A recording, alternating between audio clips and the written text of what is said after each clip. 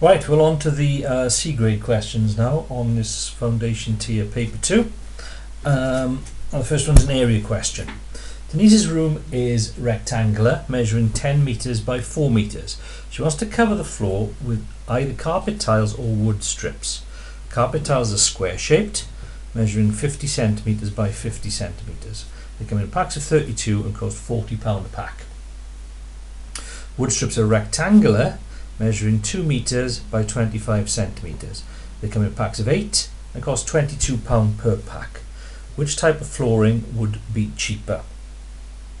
So, we're working with areas of rectangles and squares, so we're going to be multiplying lengths by widths.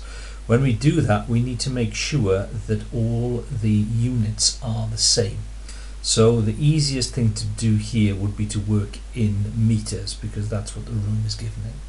So the first thing we'll do is work out the area of the room. So area of room will be 10 times 4 equals 40 square meters. So now we'll work with the carpet tiles.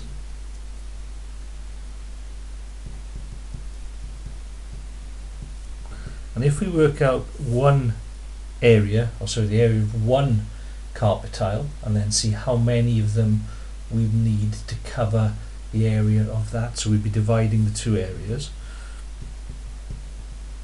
So the area of one will be, and we need, rather than 50 centimetres, to be working in meters, so we're going to be doing 0.5 times 0.5.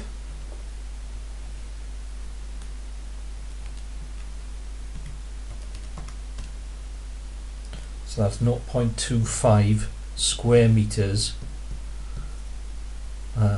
meters squared per tile. So the number of carpet tiles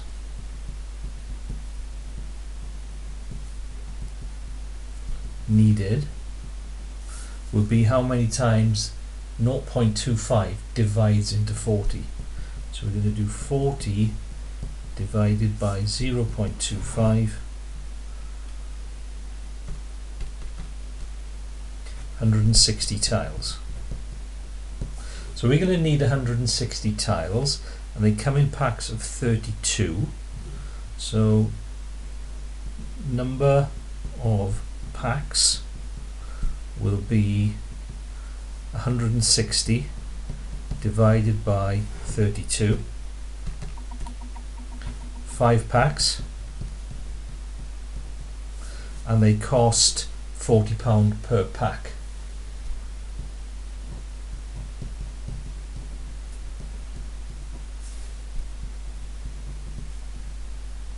So that's going to cost 5 lots of 40, £200 to tile the room.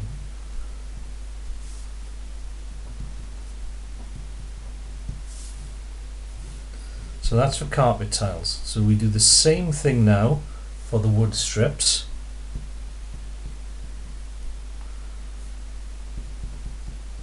So first of all, the area, and this time it's 2 meters by 25 centimeters. So 2 is already in meters. 25 centimeters will be 0.25 meters. So 2 times 0.25, 0.5 meters squared per strip. So now we're going to see how many strips we're going to need.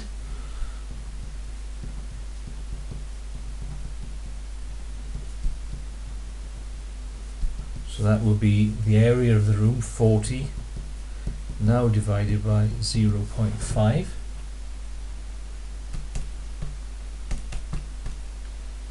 $80 strips. And the wood strips come in packs of 8. So number of packs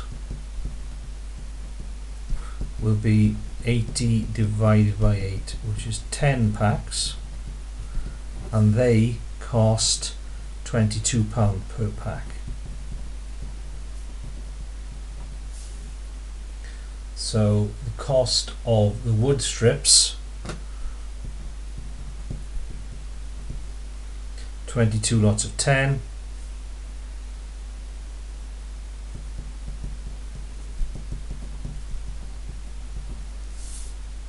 So which type of flooring would be cheaper? So we've got £200 to tile,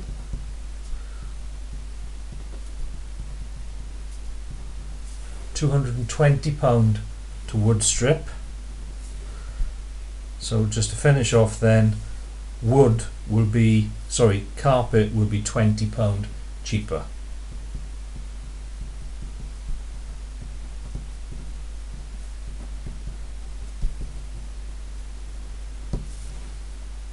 So it's working with areas. You need to make sure that you're working in all the same units throughout. So the area of the room is in meters, so area will be meters squared. So we change the dimensions of the carpet tiles and the wood strips so they're all in meters before calculating their areas. Divide them in to see how many tiles we need, to see how many strips we need. Then from that we can work out how many packs we need and then cost them and compare. So the mark scheme for question 13. So there's 8 marks for that.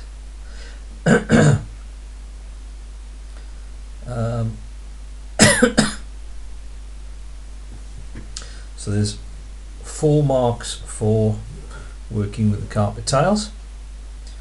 So there's 1 mark for the 0.25. There's 1 mark for working out the 160. There's 1 mark for the number of boxes. And there's 1 mark for the cost. And then for the wood strips, there's 1 mark for the 80, 1 mark for 10 packs, 1 mark for the total cost, and then a final conclusion mark for saying that the carpet tiles will be cheaper. Just noticed I haven't done for question 12 what the mark scheme is, but it's a straightforward one. It's a method mark for writing that, and an answer mark for total value, and then similarly a method mark and an answer mark there. Okay, question 14 is all algebra. So we're at the C grade now, so the algebra is going to be more involved. First thing we need to do is get rid of the brackets. When we do that, we multiply whatever's outside by each term that's in. So we're going to be doing 2 times 30 is 60. Take away 2x equals 44. Then if we want to get the 2x on its own, it's a negative 2x, so we need to get rid of the 60. Now the 60 is positive, so we have to take 60 off both sides. So negative 2x is 16.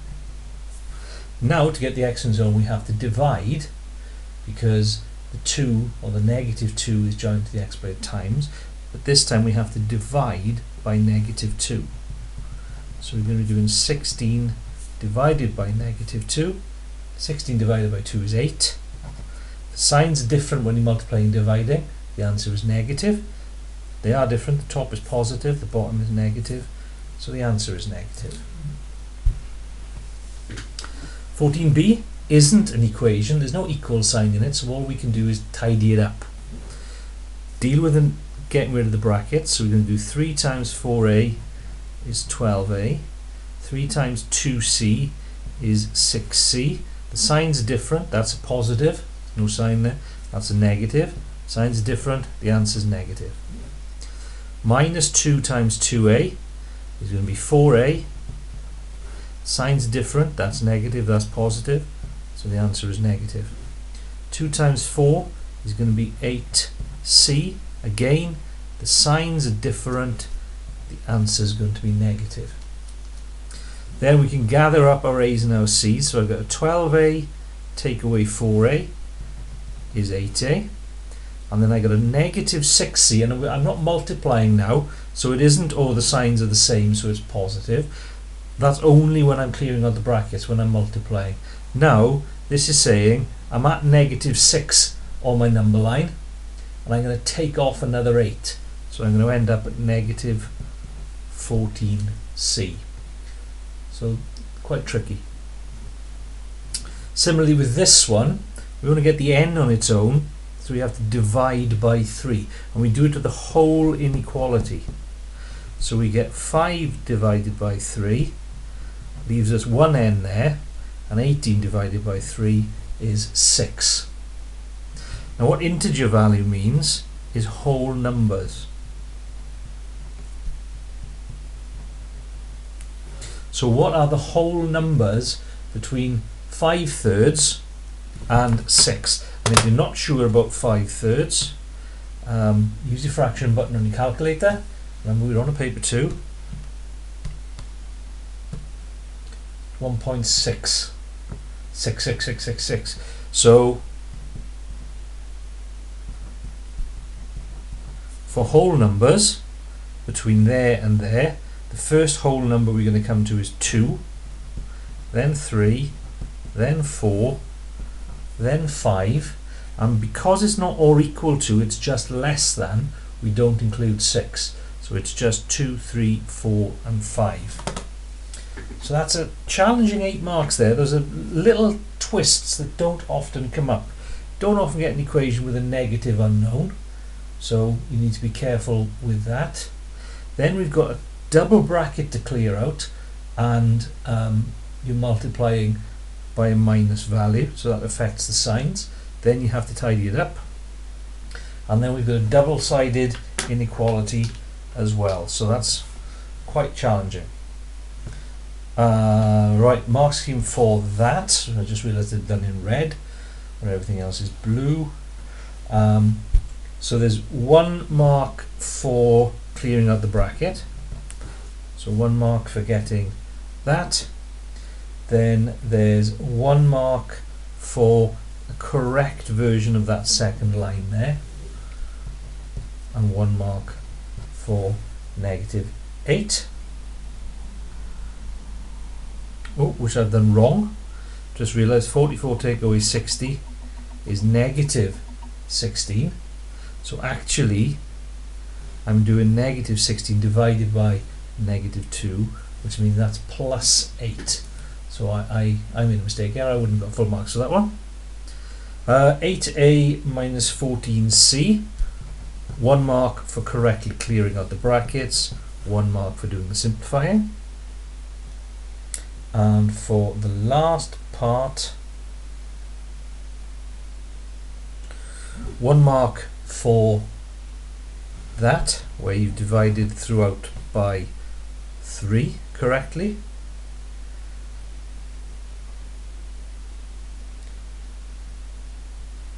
And then 2 marks for the correct answers with no other answers. Okay, question 15. Reading information from a table. Table below shows some comparative data for 3 different European airlines. So let's just make sure we can understand what this is telling us.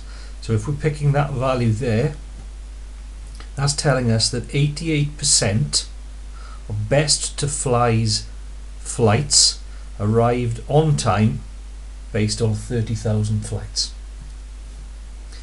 This value is telling us that 0.62 of every 1,000 passengers with free flight complained. And this one is telling us that 0.42 per 1,000 passengers for GoJet lost their suitcases. So it's mixing decimals and percentages. Use the information given in the table to answer the following questions. Free Flight, Best to Fly and GoJet all claim to be the best of these 3 airlines. Complete the following statements. Okay, so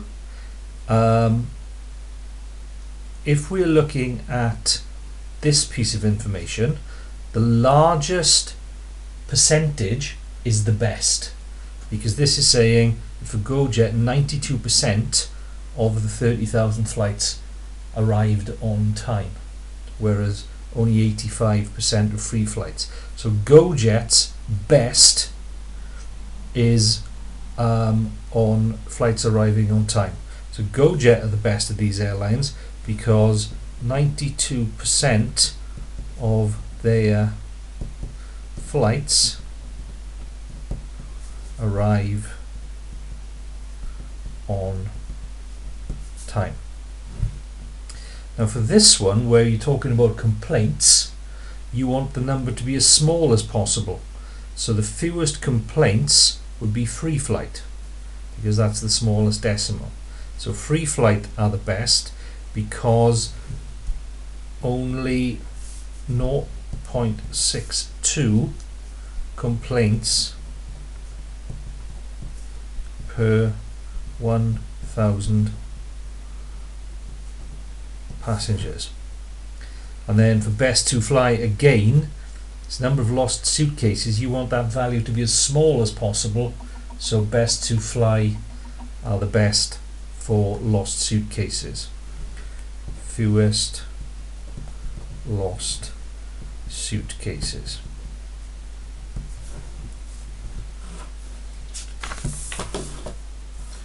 Right, so we're still using that table.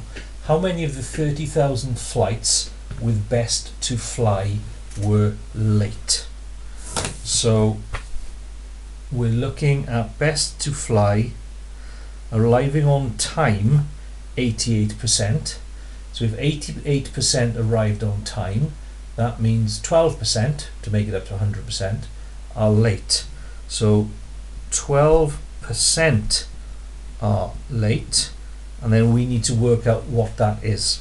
So 12% of 30,000 equals, and just like we were doing earlier, if you're happy with your percentage button, you could do that as 12%, remember of means times, so 12% times 3,600 late, or we could do it as 0.12 times 30,000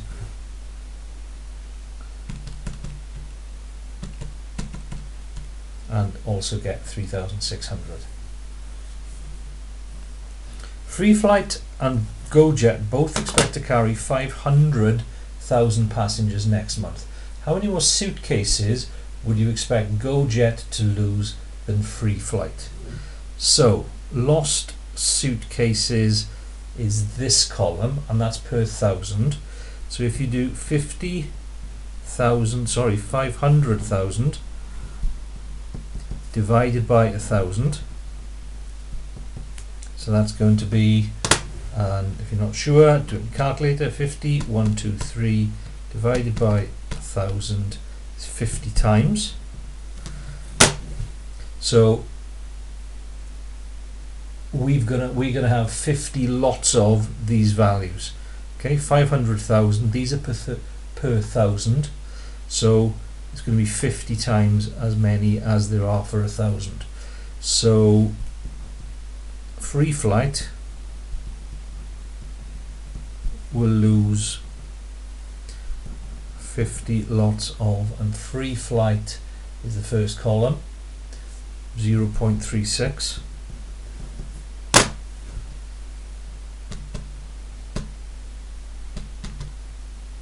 $18, and GoJet loses 50 lots of 0.42.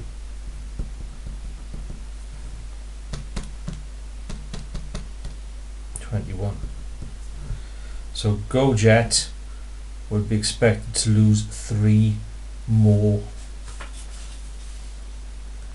suitcases. Gone wrong there somewhere, hang on. 500. 50,000 divided by that is 500. So that's going to be 180 and 210.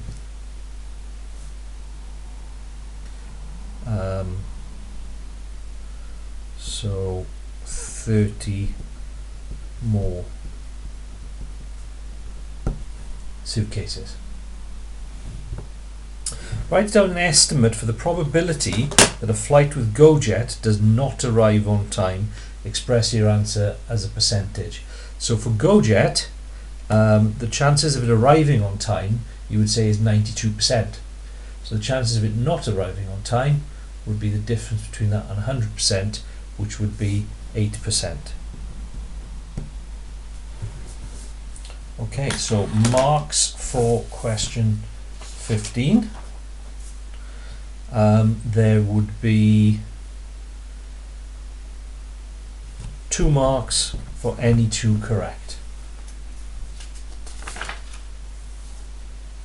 For part B, a method mark for finding 12% and 3,600 for your answer.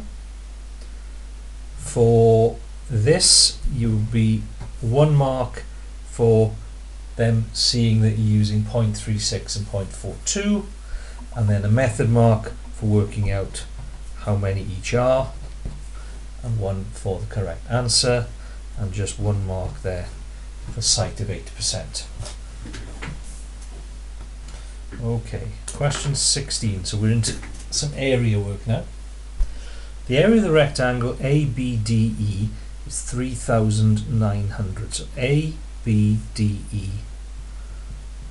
So the area of that rectangle is 3,900. ED is 75 centimeters, and DC is 25 centimeters. Calculate each of the following. So working with my rectangle there, I know that to find the area of a rectangle I have to multiply AE by ED, length times width. So in order to find AE, I'm going to be dividing that by that. So AE times 75, length times width, is 3,900. So to get the AE on its own, I've got to do the opposite of multiplying by 75, which is dividing by 75.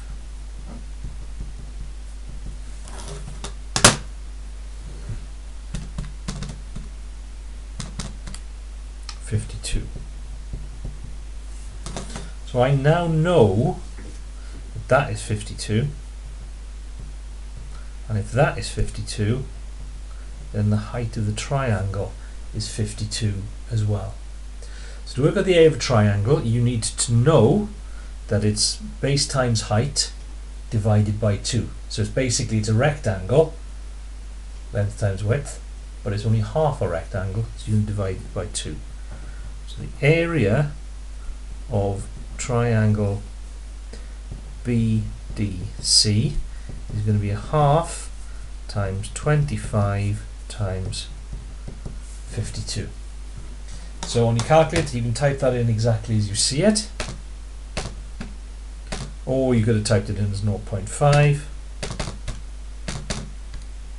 650, and the units of area are centimeters squared.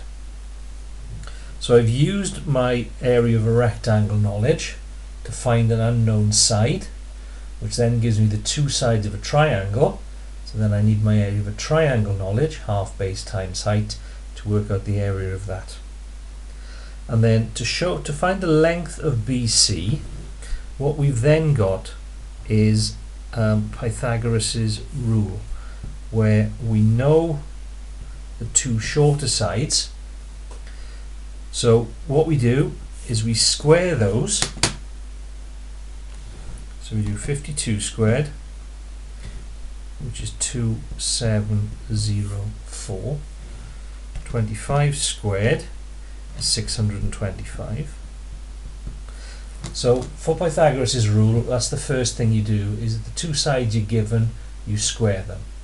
You then got to decide whether you're going to add those together or subtract them. You look at the triangle. If what you're trying to find is the longest side, and that's pointed to by the right angle. So if you can imagine turning that into an arrow, that's pointing to the longest side. So if you're trying to find the longest side, then you need a bigger number, so you're going to add them together. If you're trying to find one of the other sides, you need a smaller number, so you're going to take off that from the larger number. So for this one, we're going to do 2704 plus 625.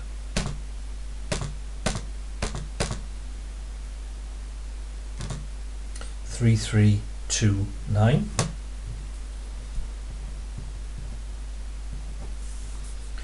So that's what that is squared. Now we don't want the square of it, we want the original value. So we've got to go from the big number back to what the value is there. And the opposite of squaring is square rooting. So BC would be the square root, which is that symbol, 3329. So on your calculator, that's your square root button there, 3329 underneath it, 57 point, and let's just give that to one decimal place. So we look at 6 is the one decimal place. Look at the next one, it's 5 or bigger, so that rounds up to 57.7 centimeters. So quite a bit of work there, but if you couldn't get through all of it, then possibly you would get through some of it. So the mark scheme for that, 2 marks for getting 52. So 1 for the method, 1 for the answer. 2 marks for getting 650. 1 for the method, 1 for the answer. Method mark for squaring and adding.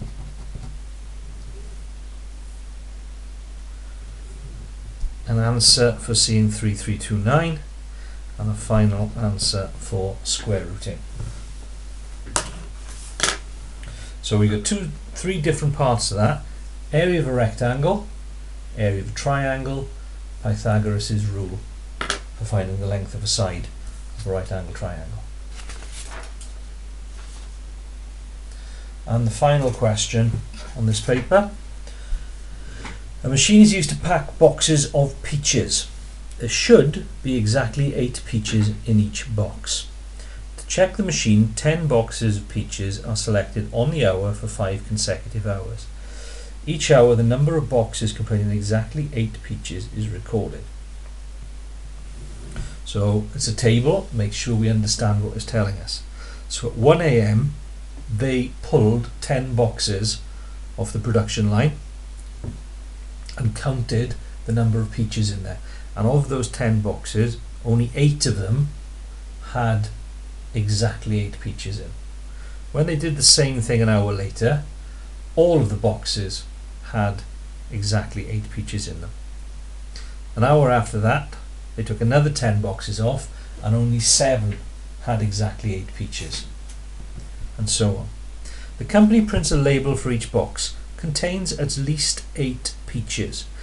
Explain why this label may not be suitable to use on the boxes of peaches. Well, again, all this information here this information isn't telling you how many peaches are in a box. It's telling you how many of the 10 boxes had exactly 8 peaches. So it's not actually recording how many peaches are in each box.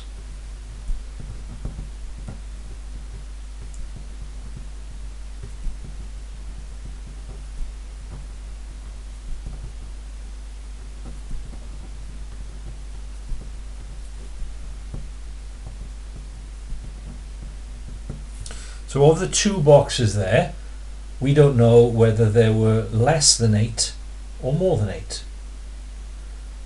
We do know that the 10 there did. There, 3 boxes didn't have 8, but we don't know whether some had more than 8 or less than 8. So it doesn't record how many peaches are in each box.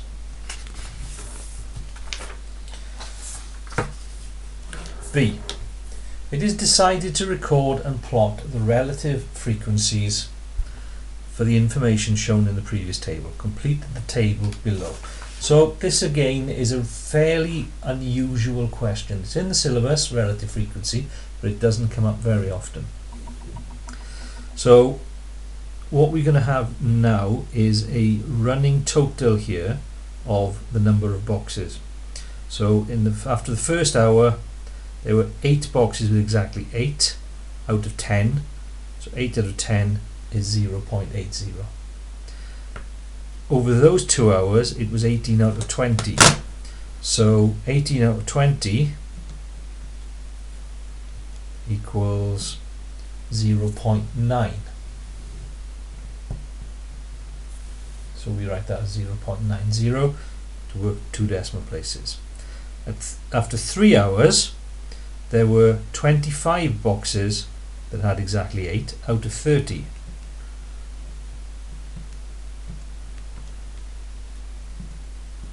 Which is 0.83. At 4 AM there were 32, and this is now going to be out of 40 because there have been 40 boxes checked altogether. So 32 out of 40 equals 0.80. And finally, after 5 hours they'll have checked 50 boxes. 41 divided by 50 is 0.82. So that's how you fill the table in. Use the graph paper below to plot the relative frequencies. So the relative frequencies are going up to the 0.9s. So 1, 2, 3, 4, 5, 6, 7, 8, 9.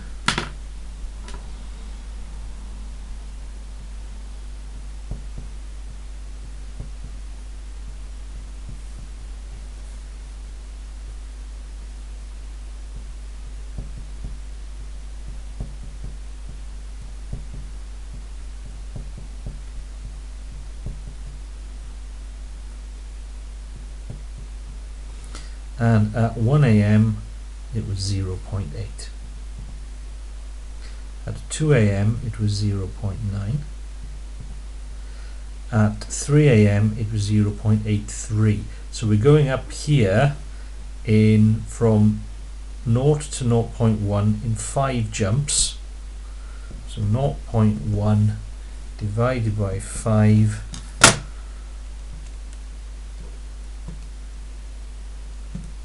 so 0.02.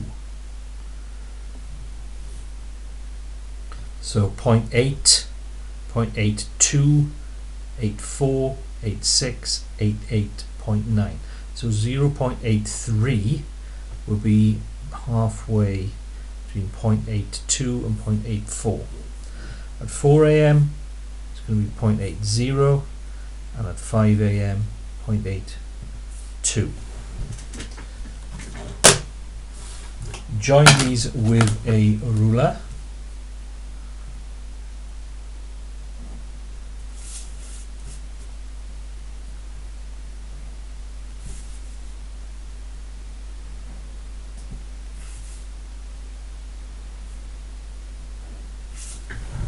And that is your relative frequency table.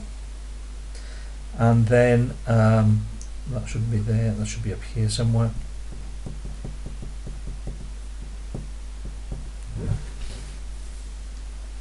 A box of peaches is selected at random. What's the best estimate of the probability that the box contains exactly 8 peaches? So the best probability that we got is the one that's included the most trials. So the more this column goes along, the more reliable that value there is. So for ours, that's the most reliable value that we've got, 0.82.